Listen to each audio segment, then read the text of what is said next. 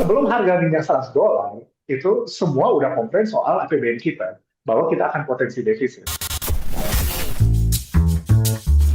Hai sahabat TCID, kamu sedang mendengarkan podcast Suar Akademia. Ngobrol seru isu terkini bareng akademisi.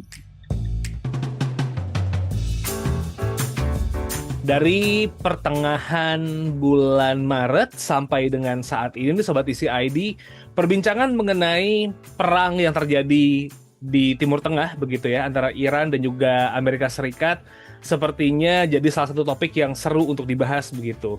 Karena impact-nya banyak banget ya. Kita bisa ngelihat gimana penutupan Selat Hormuz membuat banyak negara kelimpungan, dan yang paling krusial adalah kenaikan harga BBM gitu, harga bensin. Kita bisa ngelihat dari beberapa negara, kayak misalnya di Australia atau negara-negara tetangga di Southeast Asia lah, kayak Malaysia, Singapura, Filipina, Vietnam, itu sudah mulai harganya naik gila-gilaan dan, well, bisa dibilang sih masyarakat di sana panik. Dan yang bikin lumayan agak-agak mikir gitu ya, Indonesia seems to be fine dengan harga minyak ini gitu. Karena satu, tidak ada kenaikan harga BBM di tanggal 1 April 2026. Baik yang bersubsidi maupun yang tidak bersubsidi. Bahkan beberapa waktu yang lalu, kami rekaman di tanggal 6 April gitu ya, di hari Senin, di jam setengah 4 sore, ini posisi rekamannya. Dan belum lama Pak Purbaya di sidang DPR begitu ya, rapat dengan DPR, memastikan bahwa bensin bersubsidi tidak akan naik sampai dengan akhir tahun. It's a good news buat masyarakat, tapi kalau misalnya beberapa orang yang melek soal kebijakan fiskal dan lain-lain, ini jadi pertanyaan yang lumayan besar begitu. Mengutip dari statementnya Ustadz Yusuf Mansur, dari mana duitnya? Kenapa subsidi bisa ketalang? Karena harga minyak mentah dunia itu udah hampir di 110, baseline pemerintah netapin di 68, dan ini bikin banyak orang bertanya-tanya, apakah kita nahan, ataukah memang ada uangnya, atau sebenarnya banyak pos-pos yang diambil supaya kebijakan bensin ini nggak ngefek kemana-mana. We're gonna talk about it di Suara Akademia kali ini. And for this episode, kita bakal ngobrol bareng sama Mas Dipo Satria Ramli ya, yang sekarang masih menempuh S3 di UI dan juga part of Core Indonesia. Betul Mas Dipo ya? Pertanyaan pertama nih Mas Dipo, soal harga minyak mentah dunia nih Mas. Worldwide kerasa dampaknya gitu ya, yang kayaknya bisa ketawa-ketawa sedikit, cuman Rusia sama China begitu sekarang. What do you think about the situations nih, Mas? Ya, thank you, Mas Muammar. Jadi kayaknya ini cukup cepat ya, semua perubahan dan perangiran ini. I think kayaknya banyak pengamat yang udah prediksi, oh kita akan hit $100 itu kayaknya cukup banyak. Tapi yang nggak nyangka kayak, oh berapa cepat Ya, kejadiannya semua ini ya. I think itu yang bikin semua market, pelaku ekonomi semua kaget ya. Ya terutama ya, kayaknya ini benar-benar kelihatan nih konflik akan berkepanjangan gitu. Kemarin kita ada diskusi juga gitu, dan kayaknya banyak yang prediksi minimal perang ini nih kayaknya 6 bulan semenjak awal Maret itu ya. Jadi kayaknya masih cukup panjang. Yang tadi Mas Muammar bilang juga, Selat Hormuz ini benar-benar mengganggu karena cukup besar persentasenya.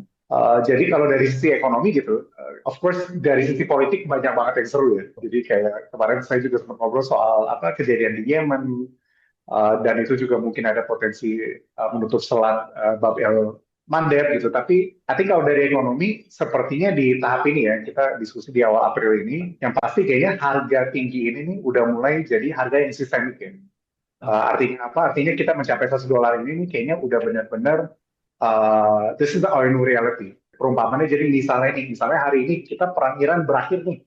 Yang pasti harga minyak akan tetap tinggi di $100 gitu Mas. Ya, Karena kan selama ini kapal sudah backlog ya, jadi mereka sudah ngantri, sudah apa.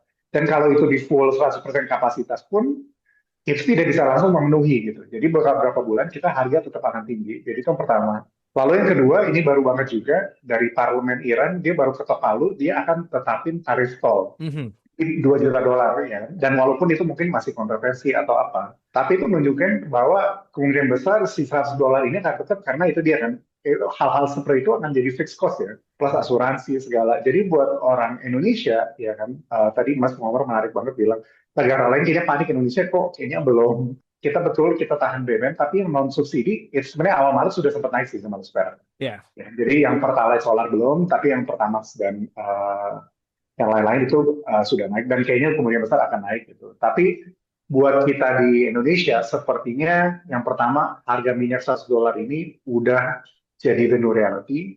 Rupiah 17.000 pun sudah menjadi new reality. Gitu. Artinya apa? Artinya akan sangat sulit susah. Jadi memang dari pelaku ekonomi, dari bisnis, dari masyarakat itu udah harus kayak, apa nih kira-kira impact-nya terhadap masing-masing industri atau masing-masing bisnisnya. I see. Kita narik ke Indonesia langsung nih, Mas Dipo ya. Karena kalau kita bicara negara lain, Australia orang-orangnya udah mulai deg-degan buat beli bensin begitu.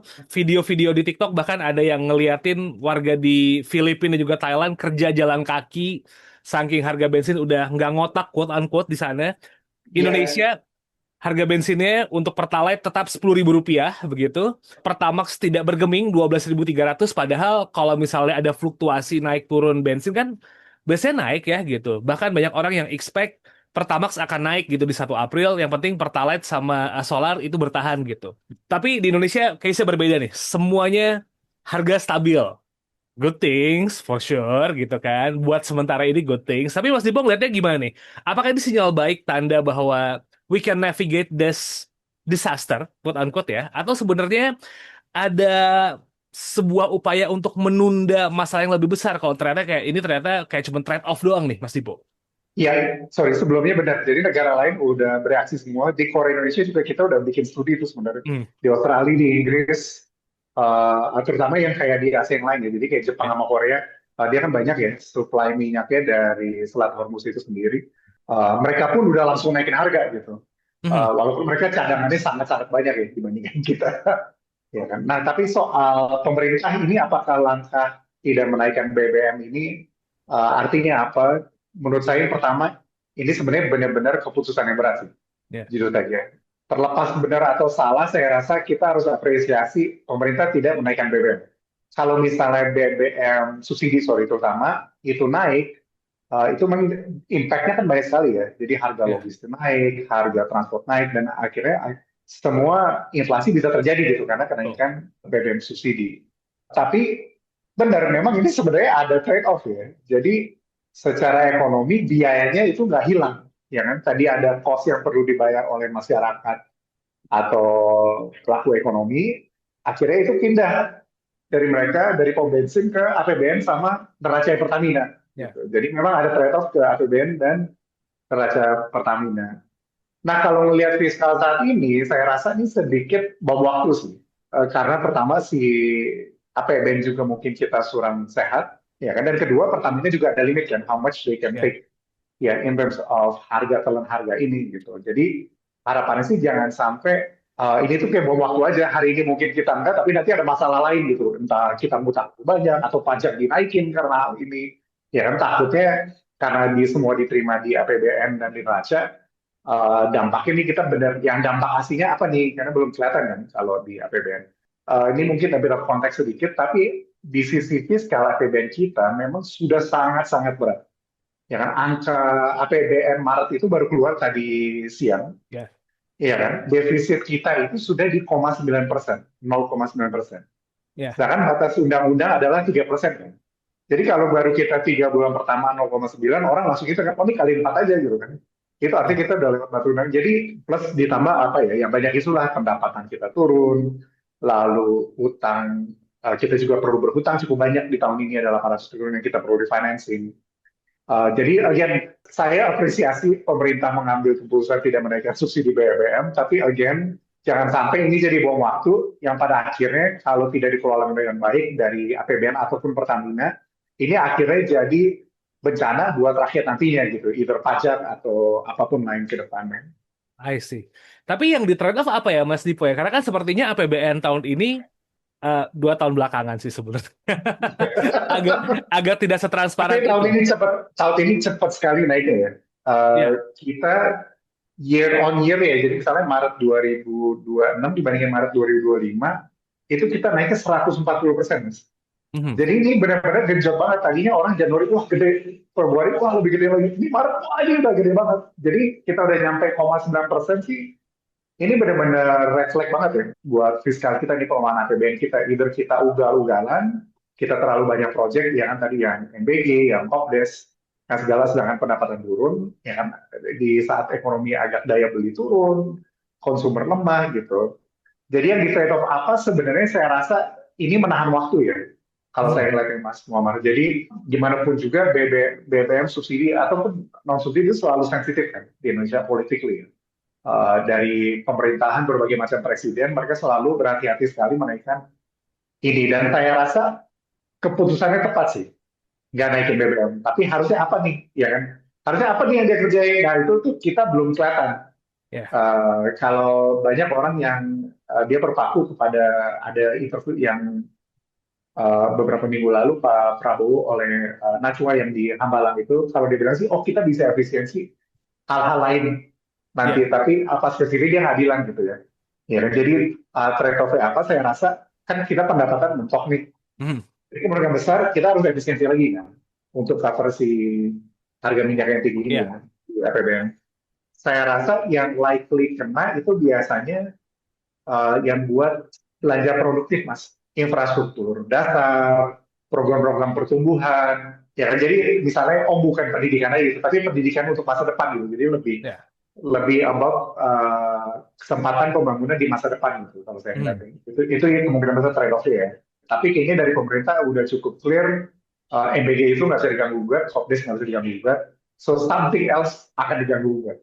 Ya kan? Apa itu specifically kita lihat, tapi biasanya infrastruktur dasar. Jadi mungkin bukan pendidikan keseluruhan, tapi pendidikan yang lebih investment gitu. Katanya, Mas. Masih menerka-nerka, tapi semoga tidak dapat jawaban. Pokoknya ada deh ya, Mas Dipo ya. Iya, pokoknya ada ya. Ya, dan ini bikin pasar nervous juga kan, karena kan semua tahu ya, kayak Pertamina juga berat ya keuangannya. Of course dia ada bantuan, ada apa, tapi dengan subsidi itu ya. Tapi semua juga tahu kayak ini bagus, tidak ada kenaikan, tapi ya berapa lama kita lihat. Kalau lebih dari 6 bulan sih nggak mungkin, nggak ada kenaikan. Oke.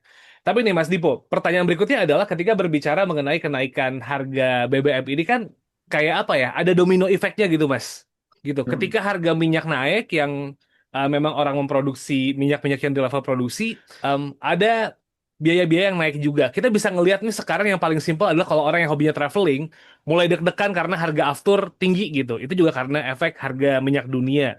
Terus juga gara-gara harga minyak naik dan yang lain-lain, harga plastik juga naik gitu. Ini kerasa banget, bahkan kayak di Twitter udah banyak yang mulai say it, complain gitu. Karena harga plastik dari 3.000 jadi 6,5 gitu nih Mas Dipo.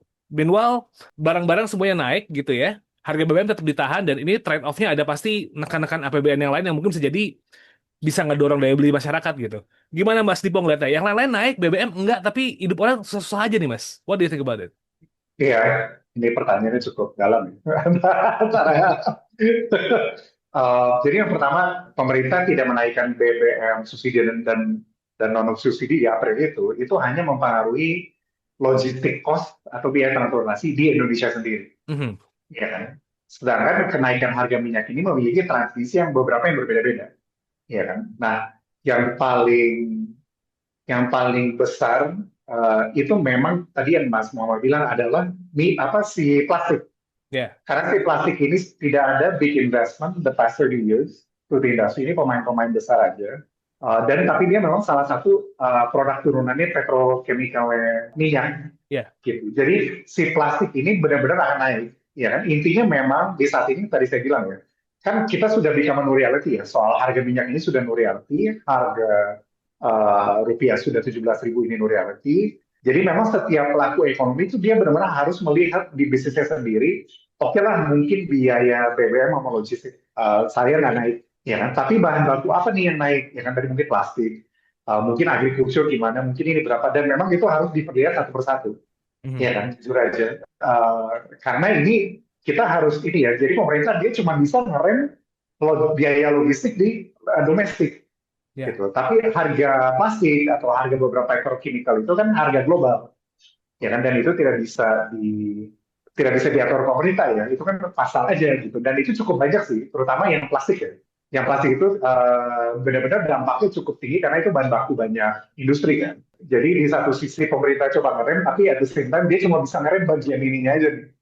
Ya, nggak cukup buat yang lain-lain. Nah, si plastik ini kalau ini belum benar, nah itu dia. Jadi pemerintah ini sepertinya dia sekarang ini cuma fokus ngerem harga minyak. Dia jadi belum fokus di buat nyiapin dana buat jaringan pengaman. Itu Ya, yang tadi ya. Yang kan daya beli masyarakat kelas menengah banyak yang turun ya. Kita kan udah betul. sempat dengerin apa middle class downgrading segala. Nah pemerintah itu dia belum nyiapin dana khusus buat si grup ini nih.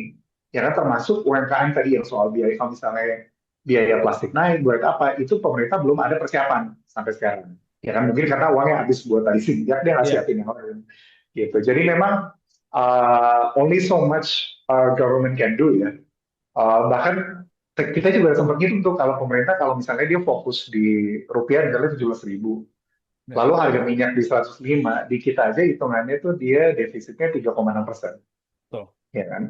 Dan 3,6% saya rasa very very tight ya. Pemerintah buat apalagi kan perlu artinya perlu efisiensi kan. Betul. Artinya saya rasa sih buat program-program ini nih mungkin a bit secondary nih kalau sekarang saya ngeliat. Tadinya kan program pengentasan kemiskinan one of the major program ya. Ya kan, tapi yang buat middle class nih benar-benar nggak ada. Dan kita ketolong sekali kemarin tuh karena lebaran kan. Ya. Kalau buat lebaran tuh persiapannya banyak lah buat apa sih subsidi transportasi, subsidi kereta. Nah, tapi di April ini dengan harga minyak baru, apa baru, ya kan harga plastik apa segala, I think kita bakal hit lumayan lumayan hard sih. Oke. It really needs hard work untuk bisa stabilize APBN kita nih, Mas Dipo, karena di bulan Maret udah defisit 0,9% ya. Kuartal 1 ini di 1% nih. If there is nothing change, sekuat apa sih Mas pemerintah bisa bertahan gitu? Karena ini sepertinya kalau ngelihat Trump di sosial media ya, apalagi di sosial media yang dia buat truth gitu, sepertinya dia udah mulai nggak peduli sama negara-negara lain. Kalau susah, susah sendiri gitu. Dan dia hanya memikirkan soal Amerikanya. Kalau kita tarik ke konteks Indonesia nih, APBN kita sekuat apa nih Mas buat bertahan gitu dengan situasi ini? Iya, kita benar-benar lemah ya. Jadi kita di core udah gitu tuh, kalau di rupiah 17.000, minyak 105, itu kan kita defisit 3,6% di akhir tahun. Yap. Jadi kalau misalnya kita terus-terusan itu, maksudnya saya lihat angkanya di sekitar Agustus. Agustus itu yang kita kayak ya udahlah, kita defisitnya ceilingnya kena nih yang batas 3%. Jadi sebenarnya sangat-sangat tight ya. Dan dia mau coba efisiensi yang sudah ada menurut saya sangat bahaya juga ya. Jadi saya kemarin sempat keliling ke beberapa regional government gitu. Dan mereka concern, kan tahun lalu kita sempat diskusi ya, ada efisiensi. Dan mereka nanya, ini dengan harga minyak segini, kita bakal dikurangi nggak ya TKD-nya lagi? Ya. Ya kan? Dan I think likely mereka bakal dikurangi. Ya kan? Karena pasti dari pusat itu dia mencari cara, kan? Kita bisa motong cost di mana nih? Gitu. Apalagi kalau misalnya dari pemerintah atau Pak Prabowo sudah spesifik sekali ya, BG nggak bisa diganggu-gugat. Iya kan? Masih banyak pos-pos lain. Jadi saya rasa nggak banyak sih Mas. Mungkin sampai Agustus itu kita hit batas 3%. Dan bukan berarti kalau kita hit 3% kita langsung krisis ya. Iya, ya. Ya kan? Tapi 3% itu adalah batas psikologis pelaku ekonomi dan investor. Sama kayak rupiah gitu. Kalau rupiah hit 20.000 ya nggak bangkrut sih. Cuman itu batas psikologis gitu. Ya kan? Jadi pemerintah apa tuh yang dia mau lakuin? Again kita harus lihat tanggal mainnya ya. Tapi memang kayaknya udah ada beberapa yang pemerintah coba explore. Ya kan satu diskusi yang selalu ada tuh dia coba naikin si batas undang-undang itu yang 3%. Betul. Ya kan bisa nggak naikin ke 3? Tapi itu selalu sensitif ya. Again setiap pemerintahan banyak yang nolak. Opsi kedua ya naikin BBM subsidi. Again itu bisa benar-benar social unrest. Banyak yang nggak nyaman. Ya kan dengan kenaikan itu takut lah secara politik menurut saya. Lalu ketiga ya opsi paling mudah sebenarnya efisiensi. Ya kan, tapi apa efisiensi ya kita juga nggak tahu apa yang benar-benar bakal dikat. Yang pasti kayaknya pemerintah daerah mungkin dikat. Kalau feeling saya, sama lagi itu program-program yang infrastruktur dasar itu bakal dikat. Jadi benar-benar survival mode. Oke. Kita kembali ke 2025 awal dong, artinya Mas Dipo ya, kayak waktu awal-awal isu efisiensi digaungkan pemerintahan Pak Prabowo gitu langsung kayak tiba-tiba bem gitu. Semua efisiensi dan berasa gitu dampaknya, bahkan semuanya banyak yang teriak. Tapi Wait, sorry kalau boleh potong. Ini perlu remind juga ya, di 2025 efisiensi terjadi adalah efisiensi beberapa kementerian lembaga keuangan, dan juga pemerintah daerah. Sebenarnya di pemerintah pusat angkanya itu sama Mas Muhammad. Oke. Jadi sebenarnya lebih realokasi ya. When I say efisiensi, sorry, sebenarnya bukan pengurangan, tapi pengurangan beberapa plus beberapa gitu. sorry to cut just to clarify. Jadi, Oke, oke, oke. I think likely, jadi sebenarnya total belanja itu sama dari pemerintah pusat, nggak Oh iya. berkurang. Tapi di daerah lah yang paling berasa. Oh iya, iya, iya. Jadi kayak kalau tahun 2025 lebih kayak dipindah posnya ya, bukan Iya, soal efisiensinya ya. I see, I see. iya. Dan apa yang bisa dilakukan sama pemerintah nih Mas Dipo? Karena, well, again, harga minyak dunia kan bukan kita yang ngontrol ya, gitu.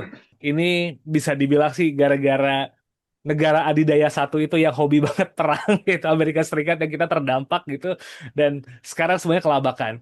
Selain efisiensi, mungkin yang itu kayaknya jadi hal yang paling possible untuk dilakukan karena that's the only thing that we can do gitu dari nahan APBN-nya. Ada nggak sih hal-hal yang mungkin sifatnya strategis atau mungkin levelnya di kebijakan gitu Mas Dipo yang sebenarnya pemerintah bisa pursue gitu? Kalau short term sih, unfortunately memang terbatas ya apa yang bisa kita lakukan gitu. Memang opsinya tidak banyak. Dari pemerintah dia ada sempat diskusi kayak, oh kita pakai B50 apa B50 gitu. Ya, Tapi ini sebenarnya subsidinya lebih mahal dibanding subsidi biasa. ya. Jadi So, terus pakai sawit lagi ya kan ah, teknologi improvement jadi a lot of issues lah. Tapi sebenarnya kalau in the midterm long run, memang sebenarnya kesempatan buat kita buat benar-benar moving towards that clean and ini energy sih. mhm, Jadi sebenarnya bukan masalah kayak misalnya bukan oh kita mobil listrik ya, tapi lebih karena kayak transportasi umum diperbaiki. mhm. Baik, jadi sebenarnya kalau saya ngeliatnya kalau mau apart from the negative ya, I think a lot of negative. Tapi kalau kita mau lihat potential positifnya, sebenarnya there's many sektor atau public itu yang kita bisa benerin sih mas, terutama soal ya kan jadi kayak misalnya bus listrik itu satu yang kita bisa benar-benar kembangin. Ya, Ya kan, terus kayak beberapa minyak tadinya kan kita memang net importer ya, kita ekspor minyak mentah, lalu diproses, lalu kita impor. Itu baiknya kita benerin. Tapi again, all of this takes time, ya kan. Dan ini proyek 5-10 tahun, most of them, ya kan, the soonest ya. Jadi memang the best thing a government can do, the government can do saat ini adalah benar-benar realokasi anggaran. Ya mhm. kan, ideally sebenarnya dia memang mengurangi anggaran MBG dan Koperasi Merah Putih. Kenapa? Ya kan misalnya dia cut 50% aja MBG. Kan tadi kita 350, rasanya itu jadi 180-an triliun. Ya, Itu sebenarnya masih cukup to do so many things juga ya. Bukan kayak, oh kita jadi sangat berkurang. It's still one of the biggest program di APBN. ya. Gitu, ya kan? Begitu juga dengan Kopdes. Ya kan? Malah kan kita masalah cukup banyak ya. Selain harga minyak ini ya. Kalau di Betul. ekonomi sebenarnya ini 1-2 tahun ke depan ini benar-benar so many issues ya. Dari pasar modal, lalu juga lembaga rating, Moody's dan Fitch, ya kan. Dan banyak pelaku ekonomi atau pasar itu dia berharap pemerintah do something a bit more radical in Ya. terms of fixing the budget ya. Karena kan again ya, ini terlepas harga minyak, ya kan, APBN kita udah masalah mas semua. Mhm. Ya kan, sebelum harga minyak $100 itu semua udah komplain soal APBN kita bahwa kita akan potensi defisit. Ya kan dari pemerintah dia targetnya terlalu tinggi, nggak tahu dari mana, dari pajaknya apa, ya kan dari cost dia nggak mau turunin sama sekali, Ya. gitu. Dan itu yang ngasih warning kan bukan hanya pengamat lokal aja ya, sebenarnya kan si Moody's, Fitch, bahkan S&P juga pun udah ngeluarin concern mengenai si fiskal ini, ya kan. Dan sebenarnya kita kalau ngomongin lembaga rating, gitu, mereka kan ngasih awal tahun ya, mereka ngasih informasi soal potensi fiskal defisit ini. Sebenarnya kita ada waktu 18 sampai 24 bulan buat benerin, ya kan. Dan itu kita we have not done anything. Ya Hmm. kan, kita di awal tahun kita sempat rame-rame MSCI itu cepat sekali, udah ada peraturan baru, ada disclosure pemegang saham, ya idea segala. Tapi buat fiskal ini belum ada major kebijakan dari pemerintah gitu. Dan menurut saya yang paling gampang adalah pemerintah baiknya mengurangi anggaran buat MBG, ya kan? Karena kalau itu dikurangi selain dia menolong kita perlu cash, tapi itu juga ngasih sinyal ke pelaku ekonomi, ke partai-partai kita bahwa oh Indonesia takes this problem seriously, gitu. Mhm. Kalau nggak kan sama kayak kita bilang kan, oh ya aman, Indonesia aman, nggak ada masalah, ada deh kita dari mana apa cadangan minyak gitu. Tapi dengan itu kita kan kayak telan ludah sendiri ya. Ya kan kalau kita melakukan misalnya kita KTB kita telan ludah sendiri dan kita bisa itu pelaku ekonomi lebih menghargai gitu. Tapi kalau sekarang kayak oh yeah everything okay, gak ada masalah, kita aman, Indonesia hebat, yang naikin harga kita nggak ada yang harga. Ya kan ini kayak pejabat kita aja gitu. Jadi denial aja mengenai the core issue. Ya gitu sih mas. Oke. Jadi memang there's so many things to do gitu ya. PR-nya lumayan banyak tapi bisa lah. Kalau emang mau ngerjain bisa lah buat gitu. Iya, Tapi nih Mas Dipo, iya. pertanyaan berikutnya adalah diskusi di sosial media ini benar-benar kayak dibenturin nih Mas. Kayak obrolannya adalah rakyat nggak bersyukur nih bensin bisa ditahan sama pemerintah gitu. Ada pihak yang lain gitu juga bilang bahwa pemerintah nih sebenarnya ngelakuin hal-hal yang sebenarnya bakal jadi batunya buat kita ke depannya karena ini tuh tricky gitu. Ini grogot banget gitu kan. Pertanyaannya adalah sebenarnya kalau misalnya hal-hal seperti ini bakal dilakukan terus gitu. Let's say kita mengelaborasi diskusi itu, dampak buat rakyat nih Mas, kalau begini-begini aja tidak ada perubahan nih. Sebenarnya apa sih Mas Dipo? Jadi mungkin yang pertama, again, saya sih apresiasi harga BBM tidak naikkan. Tapi again, ini adalah potensi bom waktu, ya kan, yang bakal jadi masalah ke depan. Karena kan Hmm. kita nggak tahu ya gimana si APBN, dia dari dana mana nih APBN itu. Dan jadi kalau buat dampak ke rakyat, ya kan, menurut saya, pokoknya gini, permainan pemerintah saat ini adalah delay-delay problem memang. Mhm. Sebagai contoh ya, kita dari sisi fiskal, itu kan kita udah bermasalah cukup lama ya. Kita akhir tahun lalu kita 2,9%, sangat dekat ke 3%. Ya kan? Jadi kalau dari pemerintah, dia solusinya adalah selalu mencoba delay sebanyak mungkin.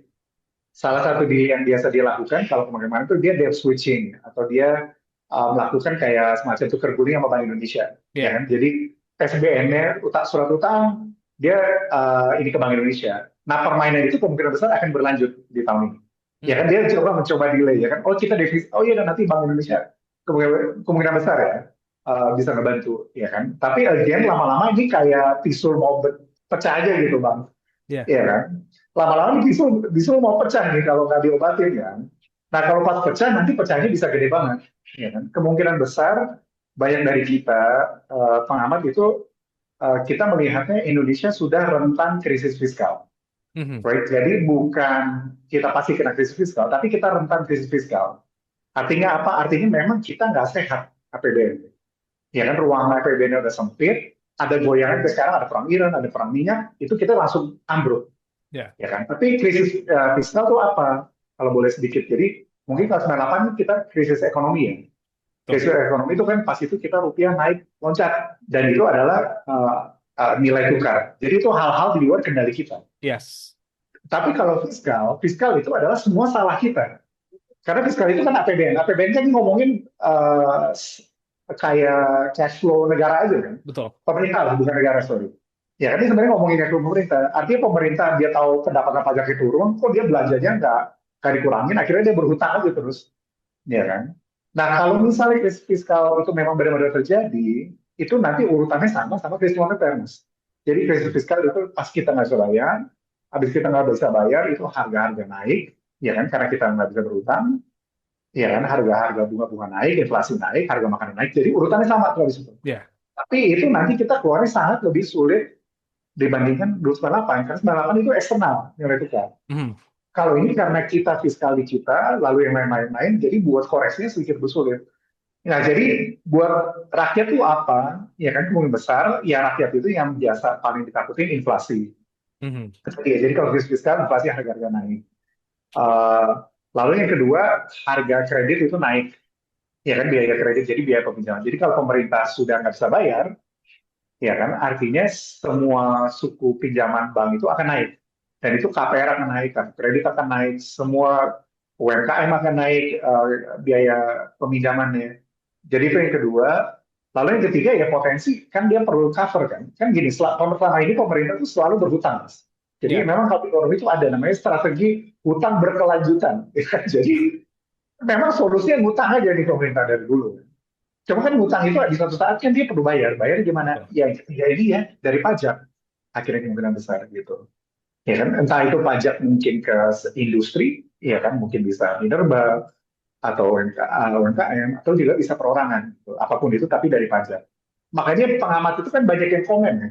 Nah, terutama ya pengamat ekonomi ya. Kalau dulu tuh saya ngerasa banyak aliran lah kalau ekonomi Oh. kan, ada yang neolib, ada yang mungkin kerakyatan. Ya. Tapi di saat ini semuanya cukup satu suara karena semua melihat potensi masalah fiskal ini, Mas Muhammad.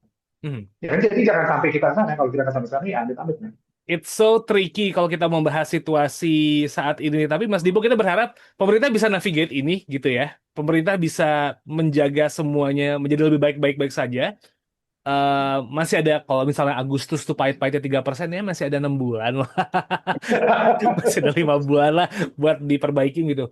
Cuman di luar dari hal-hal yang tadi kita udah obrolin gitu, dan juga mungkin Mas Dipo udah share, mungkin ada yang ketinggalan nggak nih Mas yang pengen dikasih tahu ke yang dengerin gitu atau yang nonton di YouTube? Ya mungkin untuk recap aja sama Muhammad, kayaknya kalau di sosial media ya, yang paling besar saya lihat adalah orang suka sedikit tertukar antara ekonomi sama fiskal.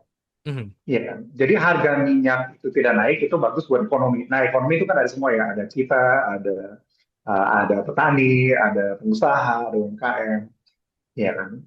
Yang pengamat kritik itu sebenarnya bukan ekonomi, tapi fiskal, Mhm. yaitu keuangan negara, gitu. Ya kan? Yang ini karena kan soalnya angkanya udah mulai nggak align. Ya. Contohnya apa ya? Jadi misalnya tahun lalu kan PDB kita naik ya. Yep. 5%. Jadi kalau mungkin di online atau buzzer atau siapapun dia bilang, oh ekonomi kita masih bagus kok. Ya. Ini segala. Tapi di belakang angka ekonomi naik 5%, si pendapatan pajaknya turun. Harusnya kalau ekonomi naik, pendapatan pajaknya ikut naik kan? Betul. Tapi ini kontradiksi gitu mas. Kontradiksi yang terjadi akhir tahun. Jadi ekonomi naik tapi pendapatan pajak turun. Nah ini yang kita harus mungkin bedakan antara kedua ini. Karena yang lagi dikritik sebenarnya ini. Sebenarnya nggak ada yang kritik ini. Jadi ya oke lah, mau ekonomi 5%, mau apa, berapa, nggak apa-apa lah. Ya kan? Yang masalah nih ini fiskal. Ya kan? Dan again, soalnya yang di sini misalnya dia naik juga, itu dia ya, kalau buat masyarakat secara umum, masalahnya itu kan itu ya, tadi kayak ngomongin daya beli, atau apa. Ya kan? Jadi misalnya, oh ekonomi naik, tapi aja sama daya beli kok turun. Itu ya, jadi kayak memang suka nggak align. Tapi yang jadi the biggest concern adalah pengamat-pengamat ekonomi, terutama hari ini, adalah pure fiskal. Ya kan? Dan fiskal, of course, ini semua berkorelasi lah di ekonomi. Kita ngutang berapa, defisit kita berapa, pendapatan pajak berapa, beban kita berapa. Kayak punya usaha aja kan, ada duit masuk, duit keluar, ngutang berapa, udah sebenarnya nothing more, nothing less. Gitu. Ya, noise di sosial media selalu ada, tapi semoga kita berharap pemerintah bisa bekerja dengan lebih baik lagi, dan juga buat yang sering mantau sosial media bisa milah-milah mana yang ini emang cuman pendengung aja, mana yang emang say the facts gitu, karena zaman sekarang bos. Susah. Kalau gitu, Mas Dipo, thank you so much for the time buat ngobrol kali ini. It's such an honor for us buat ngobrol. Dan Sobat TCID, thank you so much buat dengerin Suara Akademia episode kali ini. Jangan lupa follow sosial media kami di @conversationidn, dan subscribe Suara Akademia di Spotify, dan follow YouTube kami di Conversation Indonesia. Saya Muhammad Syarif signing out. I'll see you on next episode Sobat TCID. Have a nice day and wassalamualaikum. Kamu telah mendengarkan podcast Suara Akademia. Ngobrol seru isu terkini bareng akademisi.